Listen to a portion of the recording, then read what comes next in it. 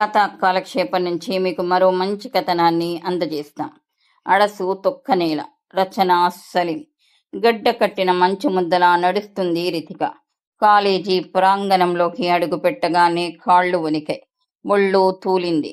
కళ్ల ముందు నల్లటి రూపాలేవో ఖరాల నృత్యం చేస్తున్నట్లు నిన్నటి వరకు దేవాలయంలా కనిపించిన విశాలమైన కట్టడం ఈరోజు భూతాల గుహలా భయపెడుతుంది. తను చూసింది ఒక్కణ్ణే. ఒంటి కొమ్ము రాక్షసుడు.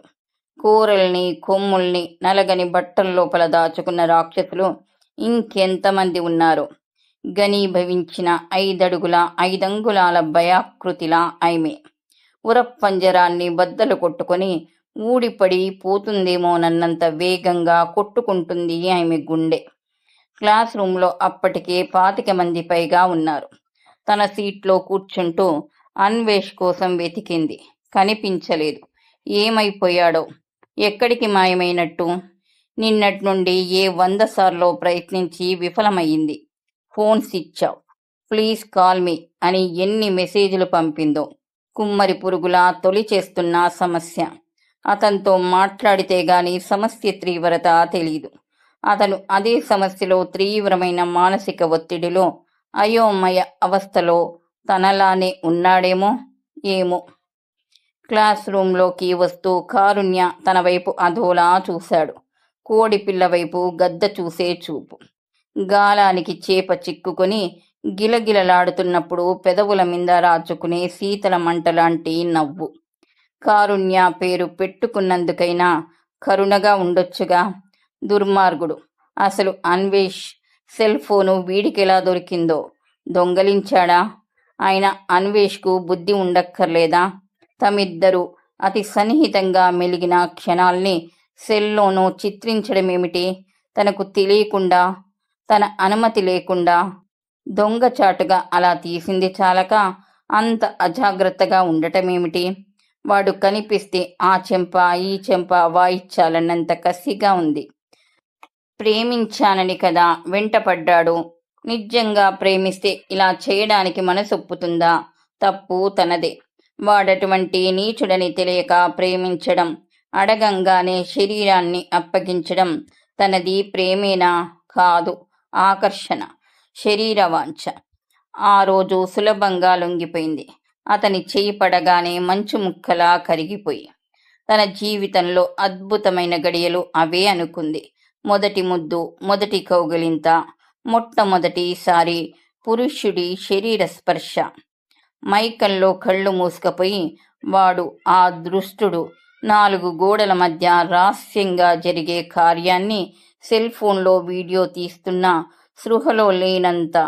ఇప్పుడు అవే క్షణాలు తన పాలిట యమపాశాలై మెడకు చుట్టుకుంటున్నాయి.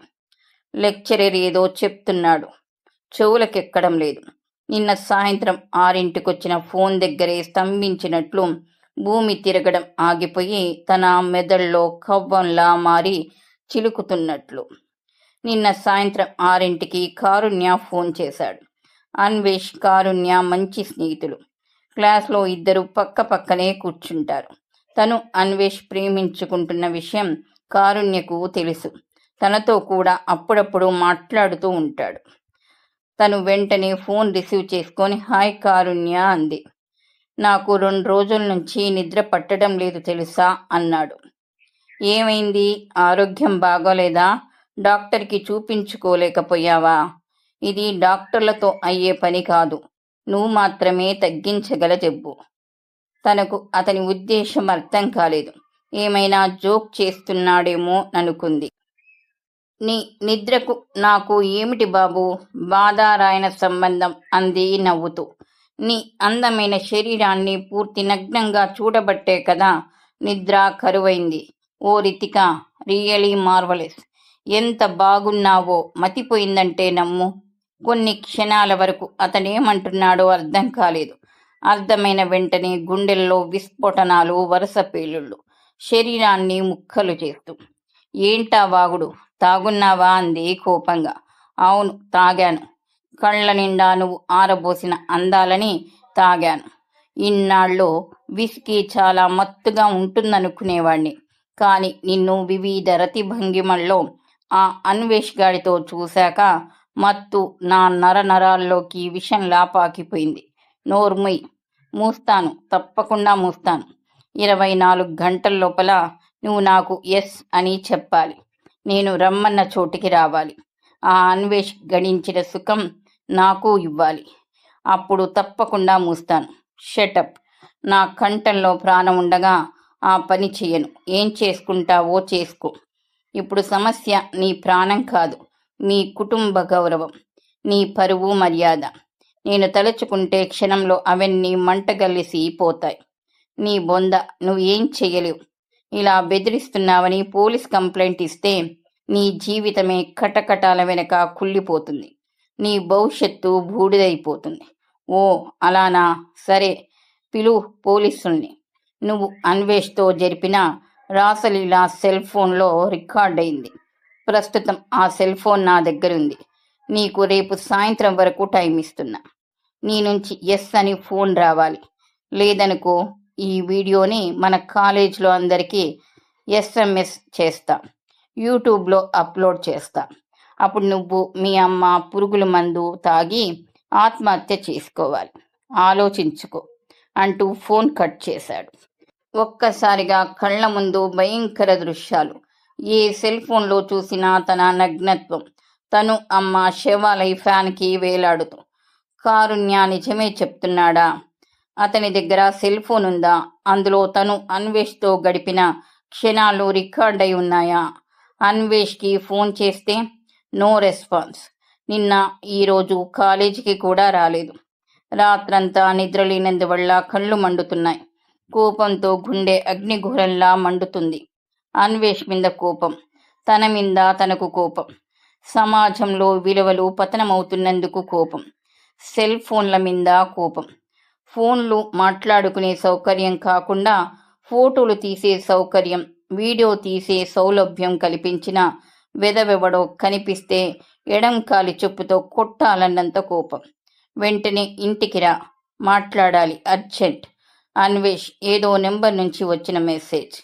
పర్మిషన్ అడిగి క్లాస్ రూమ్లోంచి బయటకు వచ్చింది. ఆటో మాట్లాడుకుని అన్వేష్ వాళ్ళ ఇండ్లు చేరింది. ఎందుకు రమ్మన్నావు? అతనేం చెప్తాడో విన్నాకే కారుణ్య ఫోన్ గురించి చెప్పాలనుకుంది. మనసేం బాగోలేదు రితిక అన్నాడు. గడ్డం మాసిపోయి ఉంది. ఏమైంది? నా సెల్ ఫోన్ పోయింది. 2 రోజుల నుంచి కనిపించడం లేదు. దిగులుగా మొహం. పోతే పోని, మరో పీస్ కొనుక్కుంటే సరే. అది కాదు రితిక, అందులో చాలా పర్సనల్ వీడియోలున్నాయి. వేరే వాళ్ళ చేతుల్లో పడితే ప్రమాదం. ఏం వీడియోలున్నాయి? ఎవరికి ప్రమాదం? నువ్వు కోప్పడనంటే చెప్తాను. ఆ మాట వినగానే రితిక గుండె జారిపోయింది. అప్పటి వరకు ఎక్కడో ఓ మూల మినుక్కు మినుక్కుమంటున్న ఆశ ఆరిపోయింది. అంధకారం భల్లున చీకటిని వాంతి చేసుకున్నట్లు. ఏం చేశావో చెప్పు అంది. ఆ గొంతులో ఆవేశం కంటే ఆవేదన ఎక్కువగా ఉంది. మన కలయికని సెల్ ఫోన్లో రికార్డ్ చేశాను. అది ఎవరి చేతికైనా చిక్కితే నిన్ను నన్ను బ్లాక్మెయిల్ చేసే ప్రమాదం ఉంది. రితిక కొన్ని నిమిషాలు నిశ్శబ్దంగా కూర్చుంది. అతన్ని తిట్టాలనిపించడం లేదు. కొట్టినా ఏంటి ప్రయోజనం? తప్పు తనది. అతన్ని నమ్మి శరీరాన్ని అర్పించుకున్నందుకు తన్ను తాను దండించుకోవాలి. శక్తిని కూడదీసుకొని తనకు నిన్న సాయంత్రం కారుణ్య నుంచి వచ్చిన ఫోన్ గురించి చెప్పింది. దుర్మార్గుడు. ఇంతటి ఘాతుకానికి ఒడిగడతాడనుకోలేదు. నమ్మక ద్రోహి. వాణ్ణి 4 తన్ని నా సెల్ ఫోన్ తెచ్చుకుంటాను, ఇప్పుడే వస్తాను అంటూ వేగంగా బయటికెళ్ళిపోయాడు. అతను చూపించిన ఆవేశంలో ఏదో కృత్రిమత్వం, వెన్నుపోటులా గాయం చేస్తూ. ఎవరిని నమ్మాలి, ఎవరిని నమ్మకూడదు? తరతరాలుగా ఆడది ఎదుర్కొంటున్న ప్రశ్న. ఆ గదిలో ఒంటరిగా తను. గులాబీ రంగు గోడలు ఎర్రటి నాలుకలు సాచి కబలించడానికి ముందుకొస్తున్నట్లు. గాలి కూడా సుళ్ళు తిరిగి ప్రచండ నీలంలా మారి 7 సముద్రాల కవతల విసిరేయడానికి పన్నాగం పన్నుతున్నట్లు. కుట్రలో భాగస్థురాలైన నేల నాగుపాములా మారి పాదాల్ని కాటేయడానికి పొంచి ఉన్నట్లు. 1 గంట, 2 గంటలు, ఎన్ని గంటలు గడిచాయో. తన బ్రతుకు మాత్రం నిన్న సాయంత్రం 6 వద్ద గోడకు మేకులా దిగగొట్టబడిపోయిందన్న దిగులు. 4 రోజుల క్రితం ఆదివారం సాయంత్రం ఇదే గదిలో తనని అన్వేష్ ఏం చేశాడో, తను అన్వేష్ని ఏం చేసింది, అతి మధురం అనుకున్న జ్ఞాపకాలు ఇప్పుడు తరుముకొస్తున్న జాగిళ్ళలా తన రక్తం పీల్చడానికి, తనను కండలు కండలుగా చీల్చడానికి అన్వేష్ తల వేలాడేసుకుని వచ్చాడు. లాభం లేదు రితిక, మన ప్రాణాలిప్పుడు వాడి గుప్పిట్లో ఉన్నాయి. సెల్ ఎక్కడో దాచిపెట్టాడు. వాడు బెదిరించినట్టే ఆ వీడియోని యూట్యూబ్లో పెడితే నీకు నాకు ఆత్మహత్యే గతి. రితికాలోని భయం పోటెత్తిన సముద్రమే అయింది. సెల్ ఫోన్ దొంగతనం జరిగిందని పోలీస్ కంప్లైంట్ ఇస్తేనో, పోలీసులు వచ్చే లోపల ఎస్ఎంఎస్లు వెళ్ళిపోతాయి. మన పరువు బజార్న పడ్డాక వాణ్ణి కొట్టినా చంపినా ప్రయోజనమేముంటుంది? ఏదైనా దారి ఉందేమో ఆలోచించు. అన్ని దారులు మూసుకుపోయాయి రితిక. దీని నుంచి బయటపడాలంటే ఒక్కటే దారి, వాడు చెప్పిన దానికి ఒప్పుకోవడమే. అంటే ఏంటి నీ ఉద్దేశం? కోపాన్ని పండ్ల బిగున అదిమి పెడుతూ అడిగింది. అమ్మా నాన్న మరో వారం వరకు రారు. రేపు వాణ్ణి ఇక్కడికి రమ్మంటాను. నువ్వు గంట కళ్ళు మూసుకో చాలు. భావరహితమైన అతని మొహం చూడగానే కోపం కట్టలు తెంచుకుంది. అంటే వాడి దగ్గర పండుకోమంటావు? లేచి నిలబడి బుసలు కొడుతూ అంది. ఆవేశపడకుండా ఆలోచించు రితిక, అంతకంటే మరో గత్యంతరం లేదు. మాట పూర్తి కాకుండానే అతని చెంప చెల్లుమంది. ఛీ, నువ్వేం మగాడివి? నిజంగానే ప్రేమిస్తే ఇలా బ్రోకర్ వెధవలా మరొకడికి తార్చడానికి మనసెలా ఒప్పుకుంది? నువ్వు పురుగువి. నీలాంటి మృగాన్ని ప్రేమించినందుకు సిగ్గనిపిస్తుంది. ఊర కుక్కకు నీకు తేడా లేదురా, తూ అని ఉమ్మేసి వేగంగా బయటికి నడిచింది. ఆలోచనలు గడ్డకట్టినట్లు. ఈ సమస్య నుంచి ఎలా బయటపడాలో తెలియటం లేదు. సాలీడు వలలో చిక్కుకున్న ఈగలా ఉంది పరిస్థితి. అమ్మకు తెలిస్తే, అమ్మ పనిచేసే బ్యాంకు ఉద్యోగులందరికీ తెలిస్తే అమ్మ తలెత్తుకుని తిరగలదా? తను అమ్మ కళ్ళల్లోకి ఎప్పట్లా చూడగలదా? దారిలో మెడికల్ షాపుకెళ్ళి నిద్ర మాత్రలు కావాలని అడిగింది.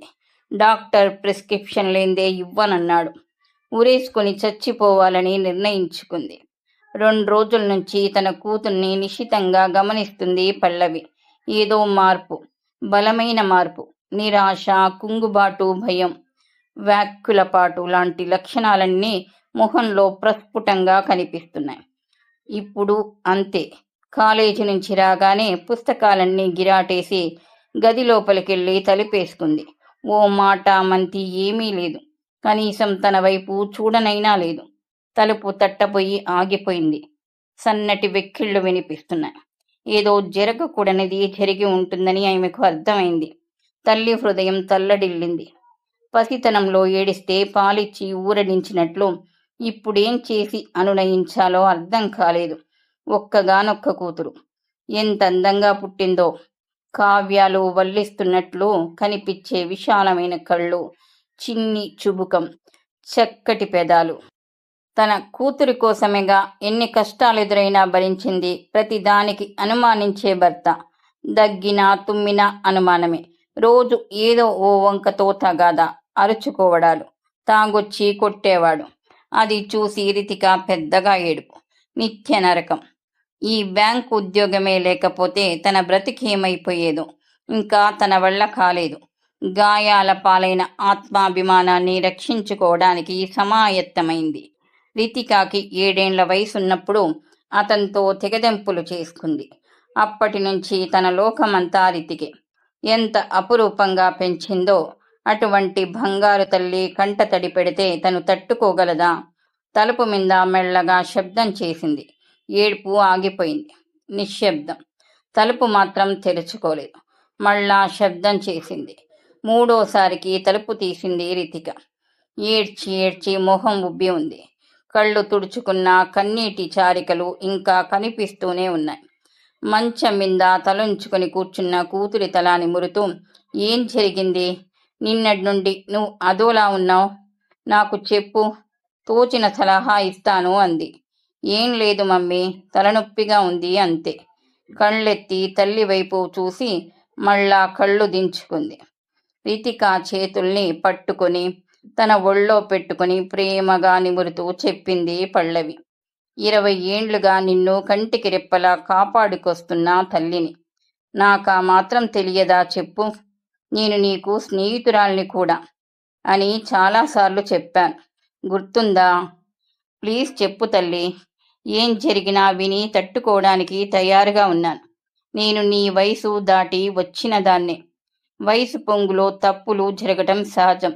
ఎవరినైనా ప్రేమించావా? ప్రేమించి మోసపోయావా? రితిక సమాధానం చెప్పకుండా ఏడుస్తుంది. ముందే తొందరపడ్డావా? ప్రెగ్నెన్సీనా? కొద్దిగానైనా కోపం లేకుండా చాలా మృదువుగా మాట్లాడుతున్న అమ్మను చుట్టుకొని పెద్దగా ఏడ్చేసింది. ఏడుపు దేనికి పరిష్కారం కాదు తల్లి. నువ్వు ఒంటరి దానివి కాదు. నేను తోడున్నాను. ఒకవేళ నువ్వు తప్పు చేసి ఉంటే దాన్ని నేను సమర్థిస్తాననుకోకు. అలాగని నీ కర్మకు నిన్నొదిలేసి బలి చేసుకోలేను. నాకు వివరంగా ఏం జరిగిందో చెప్పు. అది నిజంగానే సమస్య అయితే దాన్నుంచి ఎలా బయటపడాలో ఇద్దరం కలిసి ఆలోచిద్దాం అంది పల్లవి. రితిక వెక్కిళ్ల మధ్యనే జరిగిన విషయమంతా చెప్పింది. నన్ను క్షమించు మమ్మీ, తప్పు చేశాను. ఇంకెప్పుడు ఇలాంటి తప్పు చెయ్యను అంటూ పొర్లి పొర్లి ఏడ్చింది. పల్లవి ఊహించని సమస్య. సెల్ ఫోన్లో రికార్డు చేయడం, బ్లాక్మెయిల్ చేయడం లాంటివి ఆమెకు తట్టని విషయాలు.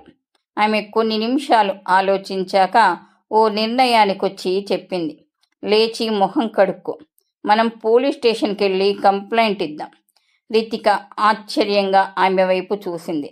మమ్మీ, పోలీస్ కంప్లైంట్ ఇచ్చానని తెలిస్తే వాడు అందరికీ దాన్ని పంపిస్తే నా బతికేంగాను? ఆలోచించావా? ఆలోచించాను.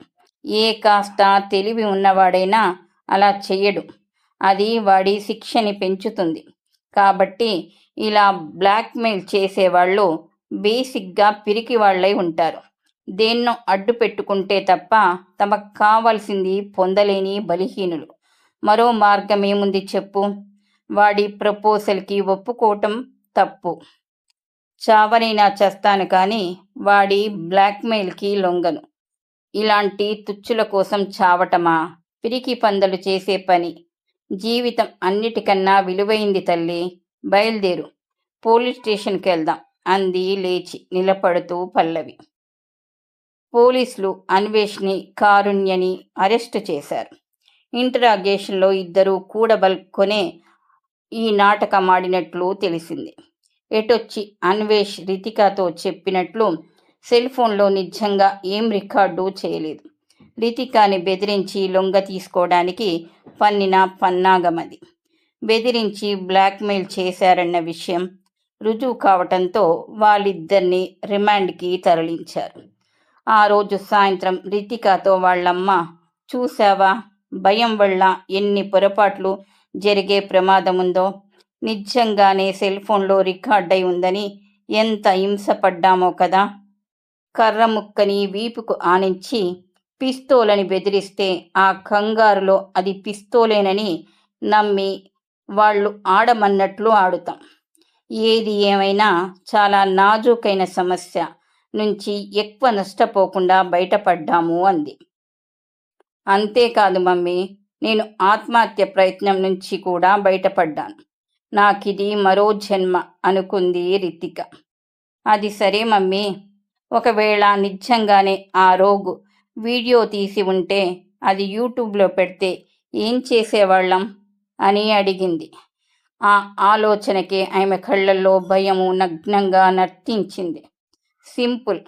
అది నా కూతురిది కాదు, ఎవడో వెధవ ఎవరిదో శరీరానికి నా కూతురి తలను అతికించి మార్ఫింగ్ చేశాడని చెప్పేదాన్ని.